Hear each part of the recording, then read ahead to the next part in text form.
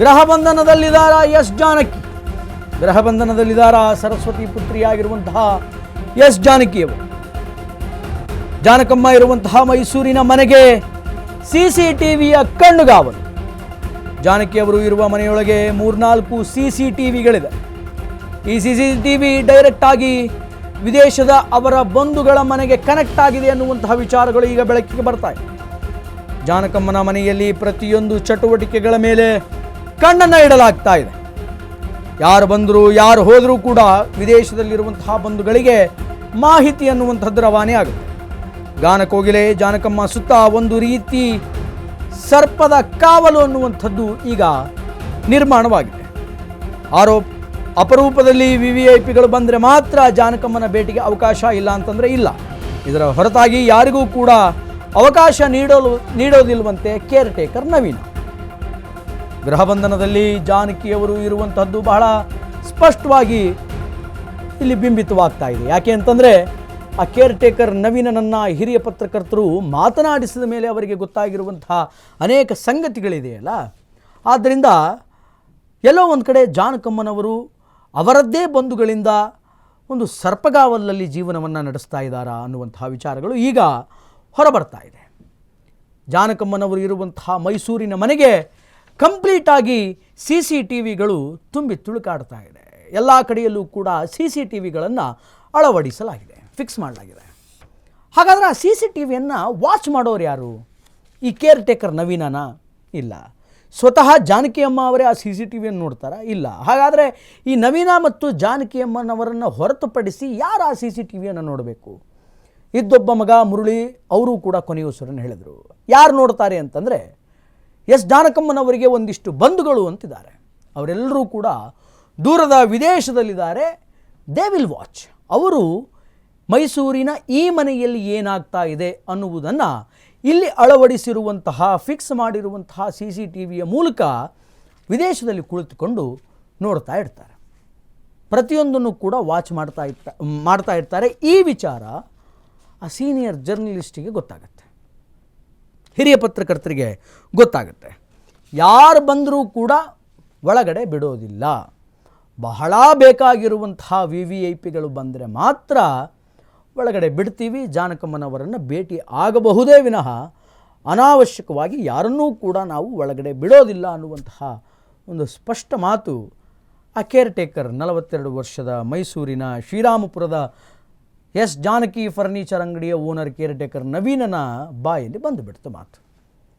ಅನಾವಶ್ಯಕವಾಗಿ ಯಾರನ್ನೂ ಬಿಡಲ್ಲ. ಬಹಳ ಬೇಕಾದವರು ಬಂದರೆ, ಬಹಳ ಬೇಕಾದಂತಹ VVIPಗಳು ಬಂದರೆ ಆಗ ಒಳಗಡೆ ಬಿಡ್ತೀವಿ, ಇಲ್ಲ ಅಂತಂದರೆ ಯಾರನ್ನೂ ನಾವು ಒಳಗಡೆ ಬಿಡಲ್ಲ ಅನ್ನುವಂತಹ ಮಾತನ್ನು ಆ ಕೇರ್ ಟೇಕರ್ ಹೇಳಿದಂತೆ.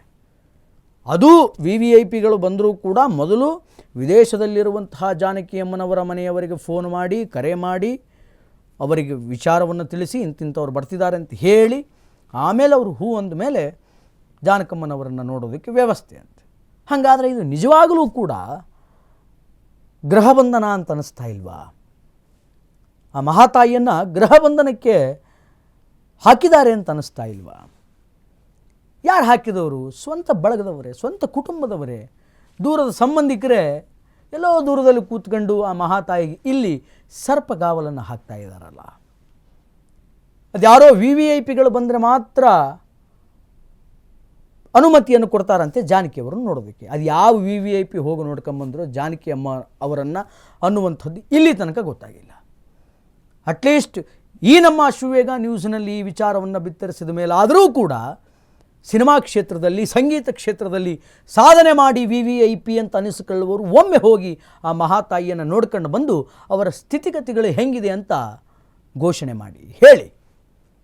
ಆಗ ಅವರ ಹಾಡುಗಳನ್ನು ಕೇಳಿ ಬೆಳೆದಂಥವರಿಗೆ, ಅವರ ಅಭಿಮಾನಿಗಳಿಗೆ, ಸರಸ್ವತಿಯನ್ನು ಆರಾಧಿಸುವಂಥವರಿಗೆ ಒಂದು ಸ್ವಲ್ಪ ನಿಟ್ಟುಸಿರಿನ ಭಾವ ಅನ್ನುವಂಥದ್ದು ಬರುತ್ತೆ. VVIPಗಳೇ ನೋಡಿ ಈ ಸುದ್ದಿಯನ್ನು, ನೋಡಿ ಒಂದು ಸಲ ಮೈಸೂರಿಗೆ ಹೋಗಿ ಆ ಮಹಾತಾಯಿಯನ್ನು ಭೇಟಿಯಾಗಿ ಬನ್ನಿ. ಇನ್ನು ಇದಕ್ಕೆ ಸಂಬಂಧಪಟ್ಟಂತೆ ಮತ್ತೊಂದು ಬ್ರೇಕಿಂಗ್ ಬರ್ತಾ ಇದೆ. Breaking plate please. ಇನ್ನು ಜಾನಕಮ್ಮನವರ ಆ ಮನೆಯಲ್ಲಿರೋದು ಅಕ್ಕಪಕ್ಕದ ಮನೆಯವರಿಗೂ ಕೂಡ ಗೊತ್ತಿಲ್ವಂತೆ. ಇದು ಆಶ್ಚರ್ಯ ಆದರೂ ಕೂಡ ಸತ್ಯವಾದಂತಹ ಸಂಗತಿ. ಹೊರಗೆ ಯಾರೂ ಕೂಡ ಕಾಣಿಸೋದೆ. ಎಲ್ಲಿಗಾದರೂ ಗಾನಕ್ಕೆ ಹೋಗಲೇ ಜಾನಕಿ ಹೋಗಬೇಕಾದ್ರೆ ಅದು ರಾತ್ರಿ ವೇಳೆ ಮಾತ್ರ ಅನ್ನುವಂತಹ ವಿಚಾರಗಳು ಈಗ ಬೆಳಕಿಗೆ ಬರ್ತಾರೆ. ಹೋಗೋದು ಬರೋದು ಏನಾದರೂ ಇದ್ದರೆ ಅದು ರಾತ್ರಿ ವೇಳೆ. ಇಂಥ ವಿಚಿತ್ರವಾದಂತಹ ವಿಚಾರಗಳನ್ನು ಕೇಳಿ ಆ ಹಿರಿಯ ಪತ್ರಕರ್ತರು ಶಾಕ್ ಆಗಿದ್ದಾರೆ. ಜಾನಕಮ್ಮನ ಮನೆ ತೋರಿಸಿ ಎಂಬ ಮನವಿಗೆ ಕೇರ್ ಟೇಕರ್ ನವೀನ ಯಾವುದೇ ಕಾರಣಕ್ಕೂ ಕೂಡ ಒಪ್ಪಲಿಲ್ಲ. ಈಗ ಅವರಿಲ್ಲ, ವಾಪಸ್ ಬಂದಾಗ ನಾನೇ ತಿಳಿಸ್ತೀನಿ, ಭೇಟಿ ಮಾಡಿಸ್ತೀನಿ ಅಂತ ಹೇಳಿ ಆ ಪತ್ರಕರ್ತರಿಗೆ ರಿಪ್ಲೈಯನ್ನು ಕೊಟ್ಟಿದ್ದಾನೆ. ಬೇಕಿದ್ರೆ ಫೋಟೋ ತೆಗೆಸಿಕೊಳ್ಳಿ, ಆದರೆ ವಿಡಿಯೋ ಶೂಟ್ ಮಾಡುವಂತಿಲ್ಲ ಅಂತ ಕೂಡ ಹೇಳಿದ್ನಂತೆ. ಇನ್ನು ಸಂದರ್ಶನ ಮಾಡ್ತೀನಿ ಅಂತ ಹಿರಿಯ ಪತ್ರಕರ್ತರಿಗೆ ಹೇಳಿದಾಗ, ಮಾತಾಡಿಸ್ತೀನಿ ಅಂತ ಕೇಳಿದಾಗ ನೋ ವೇ, ಅದಕ್ಕೆ ಚಾನ್ಸೇ ಇಲ್ಲ ಅಂತ ಕಡ್ಡಿ ಮುರಿದಂತೆ ಟೇಕ್ ಕೇರ್ ನವೀನ ಆ ಹಿರಿಯ ಪತ್ರಕರ್ತರಿಗೆ ಹೇಳಿದ. ಜಾನಕಮ್ಮನವರು ಆ ಮನೆಯಲ್ಲಿದ್ದಾರೆ ಅನ್ನುವಂತಹ ವಿಚಾರ ಅಕ್ಕಪಕ್ಕದ ಮನೆಯವರಿಗೆ ಗೊತ್ತಿಲ್ಲ. ಇದು ಅಚ್ಚರಿಯ ಸಂಗತಿ. ಆದರೆ ಏನು ಮಾಡೋದಕ್ಕಾಗೋದಿಲ್ಲ, ಇದೇ ವಾಸ್ತವ, ಇದೇ ಸತ್ಯ. ಹೊರಗೆ ಎಲ್ಲಾದರೂ ಆ ಮಹಾತಾಯಿ ಹೋಗಬೇಕು ಅಂತಂದರೆ ಯಾರಿಗೂ ಕಾಣಿಸಂತಹ ರೀತಿಯಲ್ಲಿ ರಾತ್ರಿ ಹೊತ್ತಿನಲ್ಲಿ ಹೋಗಬೇಕಂತ.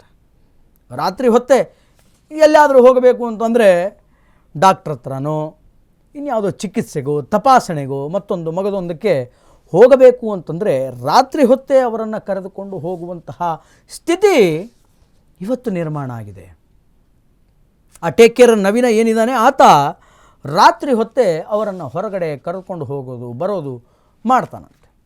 ಅಲ್ಲಪ್ಪ, ನಾನು ಒಂದು ಸಲ ಅವರನ್ನು ನೋಡ್ಕೊಂಡು ಹೋಗ್ತೀನಿ ಮಾರಾಯ ಅಂತ ಕೇಳಿದಾಗ ಆತ ಹೇಳಿದ್ದೇನು ಅಂತಂದರೆ, ಸರ್ ಅವರು ಊರಲ್ಲಿಲ್ಲ, ನಾನು ನಿಮ್ಮನ್ನು ಅವರನ್ನು ಭೇಟಿ ಮಾಡೋದಕ್ಕೆ ಬಿಡೋದಿಲ್ಲ, ನೀವೇನೇ ಹೇಳಿ ಅದು ಆಗಲ್ಲ. ಅವರು ಊರಿಂದ ಬಂದ ಮೇಲೆ, ಅವರು ವಾಪಸ್ ಬಂದ ಮೇಲೆ ನಾನೇ ನಿಮಗೆ ಫೋನ್ ಮಾಡಿ ತಿಳಿಸ್ತೀನಿ, ನೀವು ಬೇಕಾದರೆ ಅವಾಗ ಬನ್ನಿ, ಬಂದು ಅವರನ್ನು ಮೀಟ್ ಮಾಡಿ, ಆದರೆ ಫೋಟೋ ತೆಗೆಸ್ಕೊಳ್ಳಿ, ವಿಡಿಯೋ ಮಾತ್ರ ಮಾಡಬೇಡಿ ಅಂತ ಹೇಳಿದಂತೆ. ಆ ಹಿರಿಯ ಪತ್ರಕರ್ತರಿಗೆ ಈ ಕೇರ್ ಟೇಕರ್ ನವೀನ ಹೇಳಿದಂತಹ ಒಂದು ಮಾತಿದು. ಫೋಟೋ ತೆಗೆಸ್ಕೊಳ್ಬೇಕಾದ್ರೆ ಅವ್ರ ಜೊತೆಗೆ, ಆದರೆ ವಿಡಿಯೋ ಮಾಡಬೇಡಿ. ಅಲ್ಲ ಮಾರ್ಯ, ನಾನು ಸಂದರ್ಶನ ಮಾಡೋಕ್ಕೆ ಬಂದಿದ್ದೀನಿ, ಆ ಮಹಾತಾಯಿನ ನಾನು ಸಂದರ್ಶನ ಮಾಡ್ತೀನಿ ಅಂದರೆ ಹೈಲಿ ಇಂಪಾಸಿಬಲ್ ಸರ್ ಅಂತ ಹೇಳಿ ಕಡ್ಡಿ ಮುರಿದಂಗೆ ಆ ವ್ಯಕ್ತಿ ಹೇಳಿಬಿಟ್ನಂತೆ. ಕಡ್ಡಿ ಮುರಿದಂಗೆ ಹೇಳಿದಂತೆ, ಅದು ಆಗಲ್ಲ ಸರ್, ಇಂಟರ್ವ್ಯೂ ಮಾಡ್ತೀನಿ ಅಂತಂದರೆ ಮಾತ್ರ ನಾನು ಅವಕಾಶ ಕೊಡಲ್ಲ ಅಂತ ಹೇಳಿದ್ರಂತೆ. ಆದರೆ ಇದು ದೊಡ್ಡ ಅನುಮಾನಕ್ಕೆ ಕಾರಣ ಆಗ್ತಾ ಇದೆ. ಅಕ್ಕಪಕ್ಕ ಮನೆಯವರಿಗೂ ಕೂಡ ಆ ಮಹಾತಾಯಿ ಇರುವಂತಹ ವಿಚಾರವನ್ನು ಬಚ್ಚಿಟ್ಟಿದ್ದಾನೆ ಈ ಟೇಕ್ ಕೇರ್ ನವೀನ ಮತ್ತು ಜಾನಕಮ್ಮನವರ ಸಂಬಂಧಿಕರು ಅಂತಂದರೆ ವಾಟ್ ವಾಸ್ ದ ರೀಸನ್? ಕಾರಣ ಏನಿರಬಹುದು? ಏನು ಅದಕ್ಕೆ ಕಾರಣ?